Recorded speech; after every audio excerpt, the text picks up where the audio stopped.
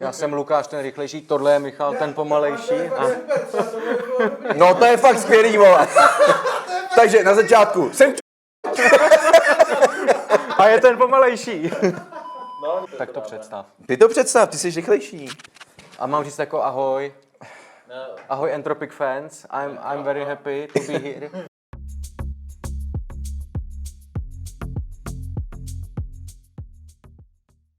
Čau, zdravím všechny, já jsem Lukáš Podstata, tohle je Michal Matoušek a závodíme za tým Entropic ve Virtual GP na platformě iRacing a dneska si dáme Me or Him. Jdeme na to.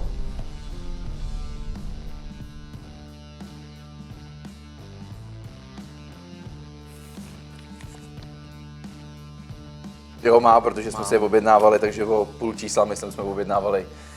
Mám menší o půl nohu. Ale já jsem třeba větší vzrůstově, ale nohu má větší on. No, tak jsou to jiné věci, že jo?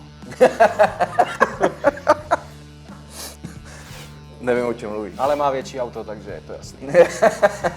Dneska...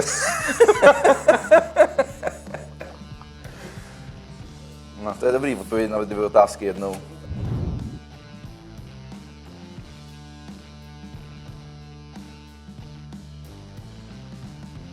Bude agresivní.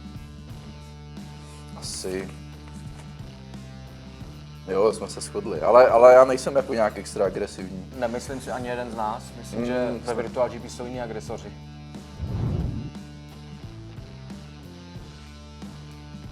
Dobrý. To je jasný. To byl quick pick. To je jasný, to je úplně tutovka. Nebudu říkat detaily. Jako to, že chodím na záchod? Jo. No.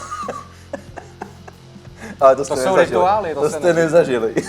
Já jdu třeba 7krát, než to odstartuju, no, tak co už, no. Já mu Mám strach, říkám- že mě to chytne při závodě, Já mu ne? říkám, že to je prostatik. Tak to sedí, takže pohoda. Vždycky, já jdu ještě na záchod. Ty, kam chodíš? Pak 3 minuty do startu, ale já jdu ještě jednou. Jo. Počkej, až to prodlouží na 5. No a Daytonu přece neodstartovali. Jo. To, A tak byl, to to už nikdo jsem měl neví. trošku stres, jako, no. Ale naštěstí pak To byl stres v sedačce.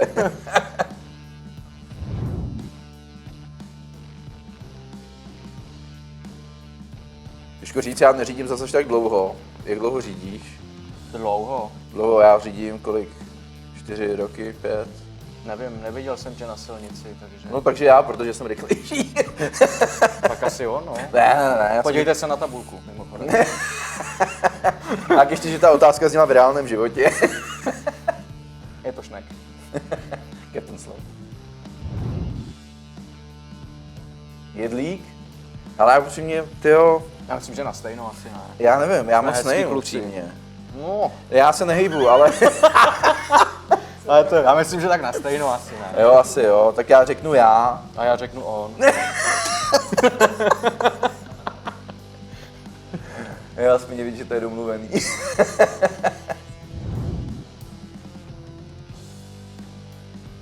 Tyjo, asi piješ kafe? Ne. Aha, tak tím pádem. Jsem si říkal, kde to vzal, jako, ale...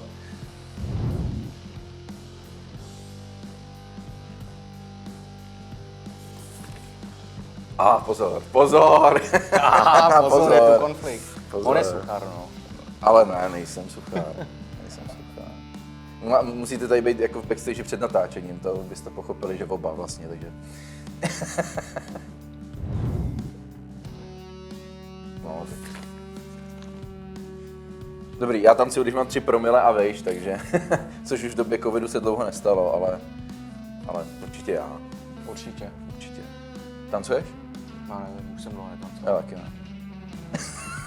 Tancuju, když vyhraju, ale zatím to moc nejde. I mě říkali lidi, ať se prej více radou na Daytoně, to bylo hodně suchý. Jo. Tam vyhrál, a já čekal, až dojede. A on nedojel. Tak jsem na Coldru udělal nějakou show pro diváky.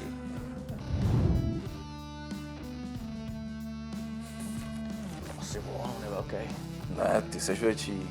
Ty jsi dělal na bobech, že jo, a tohle, ty máš jako přirozeně Já tu se sílu. neberu, já se bojím. Já taky ne. Já jsem bezkonfliktní člověk, já nerad ubližuju lidem. Já se vždycky snažím vyřešit slovně a potom, když tak útěk, ale blbý je, že za ty roky už jsem pomalejší a pomalejší, takže to možná přejde rovnou do toho fightu. Ale... To máš auto. Těžko říct. Já mám třeba rád jako hodně UFC, jo, obecně. Proč už to sleduju ukazuješ on? roky. Já nevím. No nevím. Takže jakoby možná bych použil nějakou teorii, ale ono tam člověk dostane Můžeš pěstí trénink s machem. On ti dá nějakou lekci.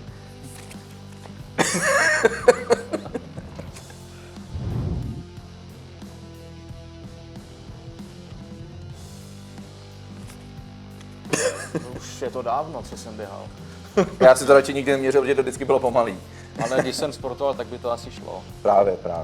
Ale Tady si myslím, od té že to je... doby, co dělám sim racing, tak to jde dolů. Tak to je tutovka. Jak já? Ty jsi neuklidil po závodě. Jo, ty. Hele, na moji obranu, to nebyl bordel, to byly složený deky a plišák přeložený na půl. Ono to jenom na té webce tak vypadá, jo, ale já jsem jako myslím si, že jsem pořádnější než většina ženských. Jo, protože oni to jenom říkají, ale nejsou. Ty máš plišáka. Kat.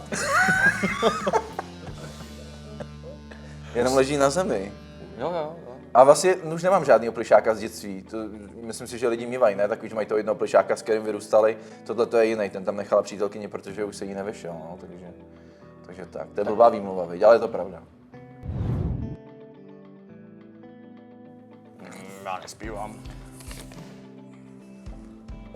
Já zpívám, ale nedá se to poslouchat.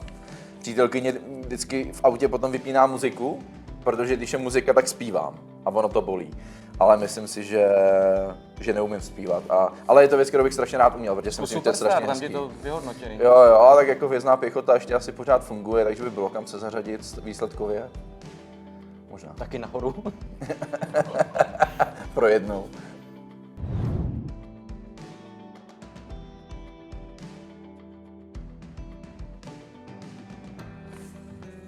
Asi on.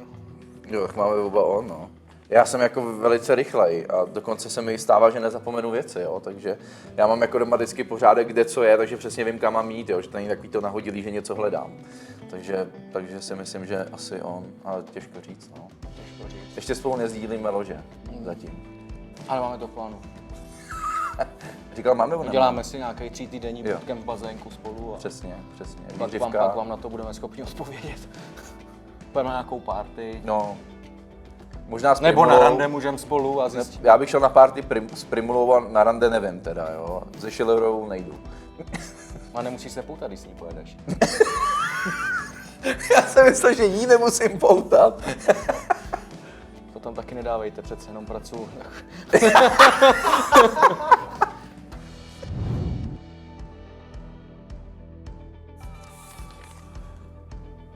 Jo, asi jo. Já jsem tak. Jako je to mnohem lepší, než to bývávalo, ale pořád v sobě trošku cholerika mám, i když teďka jsme měli školení v práci a tam mi nevyšlo, že jsem cholerik, takže oficiálně prostě dle nějaký té metody výpočtu na základě asi 40 otázek. Co říkáš nejsem na to, cholerik. jak se geneticky testují lidi? Jaký to máš názor? Hele, je to zajímavá otázka, ale upřímně nepřemýšlel jsem na odpovědí. Takže odpověď Zaujal je... jsem tě tím, ale trošku. Ano, To je dobře. je to choulostivý téma, musím říct. Na zvířatech mi to asi vadí víc než na lidech, asi tak bych to uzavřel. Taky mám pár lidí, který bych nechal geneticky testovat. Já upravit. A potom hned upravit.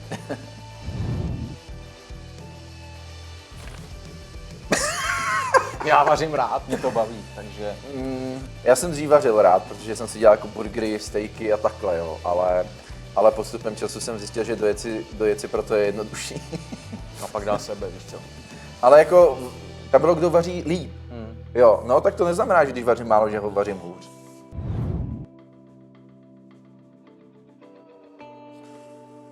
Já bych se nejradši podíval, co dál, jo, abych nešel proti tomu, ale... Jo, tak jo. Ale myslím si, že jsme upřímně soutěživí jako hodně oba, jo, protože jako ani jeden nechce být pozadu v čemkoliv, si myslím. A přece jenom, ať jsme sim raceri, tak je to prostě nějaký kompetitivní porovnávání se. Kdokoliv, kdo hraje nebo dělá e-sport, tak nemůže být nesoutěživý. To prostě jako nejde podle mýho k sobě.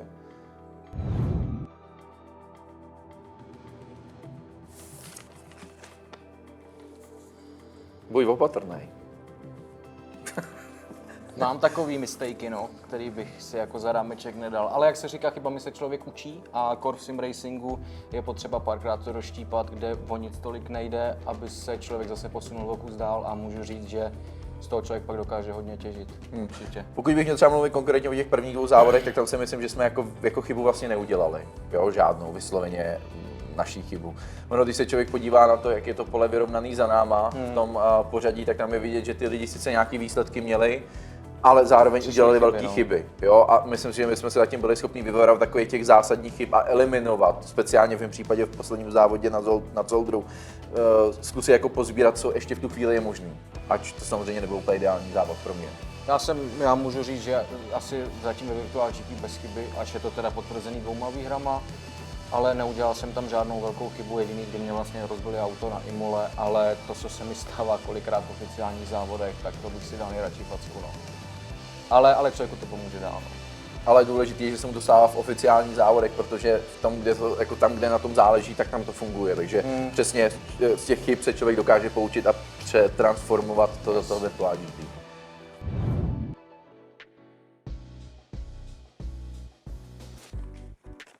Mám výcvik zabijáka. Jo, no, to nebudu k tomu říkat detaily. Ale já si nic neulovím, jo, maximálně utrhnu, až se tím otrávím. No taky na mě to, když tak schodí z letadla, vole. Jo, takhle, no tak to potom taky. No jo, protekce zase. No. A tak ty jsi hrál PUBG, tak to bys taky dal. No jasně, PUBG tě připraví na život v divočině. Já jsem hrál teda Warzone spíš, no a to je dobrý. Jo, ty jsem hrál taky.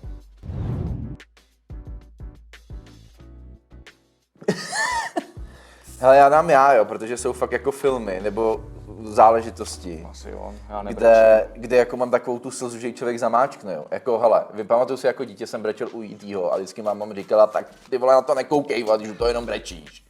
Jo, to jako si pamatuju jako do teďka, jak sedím v té kuchyni, koukám na tu malou televizi ještě s takovým tím nádorem, který už dnešní děti neznají. A u toho jsem brečel, no. Ale... Tak to chápu, když máš televizi s nádorem. Co jsi stalo na tu genetickou úpravu? Takže řeknu já, ale jako nebrečím u filmu, upřímně, ani ne. No. Teď asi nikdo. To je otázka na covid. Hele, dávám on, protože on má ty vlasy takový, jak to říct? Já bych řekl na hovno. On nemá vlasy, on má takovou srst, že mu to drží jako. Je to tak jako lítá všude, tam kam vítr zavane, ale... Je to perfektní, když člověk streamuje, pak se mu to všude rozteče, no a vypadá fakt cool. No, ale Lukáš má lepší. A fotbalista by ze mě dobrý nebyl. Neholí si nohy, nebo? Ale to by byla lepší aerodynamika. Jo. Bohle se auto. Bohlím se auto.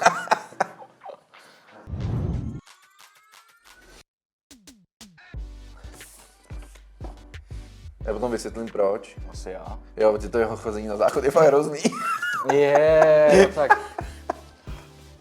Já nevím, proč to mám, ale já to mám už fakt mega dlouho, no. Hele, já to někdy natočím, tu předzávodní proceduru i se zvukem, jo, abych to byl schopný podložit důkazem. Ne, ale já třeba fakt, když třeba jdu na zkoušku ve škole nebo cokoliv, tak prostě předtím chodím a pak to se mě vždycky... Já teda nemám nikdy nervozitu, když už se začne jezdit, cokoliv dělat, ale předtím je to takový, ne, že bych byl úplně roztěkaný, ale prostě furt chodím na záchod, no. A pak, jak se to pustí, tak už mi to je všechno jedno.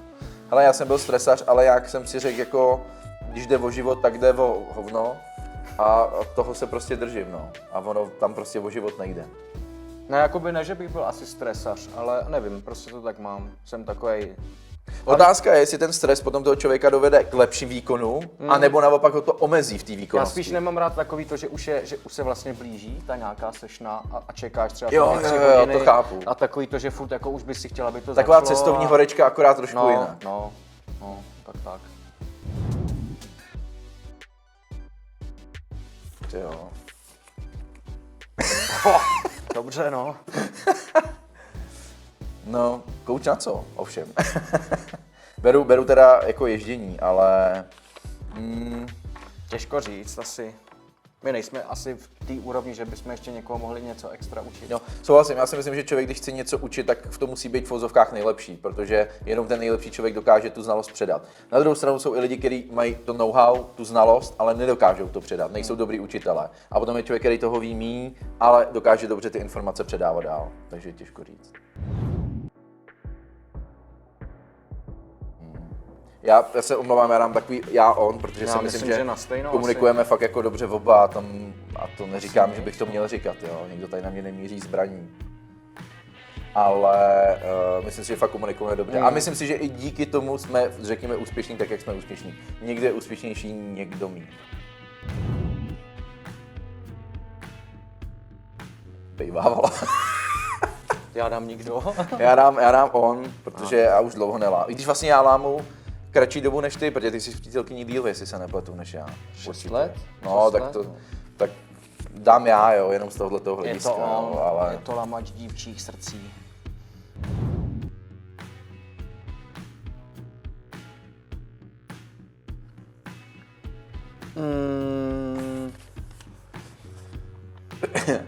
Řeknu já. Tak jaký máš ty? Řekni ty, já si vzpomínám, jak mám víc. Mě napadá teďka naposled ten benzín, že jsem si to za 400 kol practiceu nevšiml, že mám mít benzínu a kvůli tomu jsem přišel o 4 místa v cíli, ale nic jiného mě nenapadá upřímně.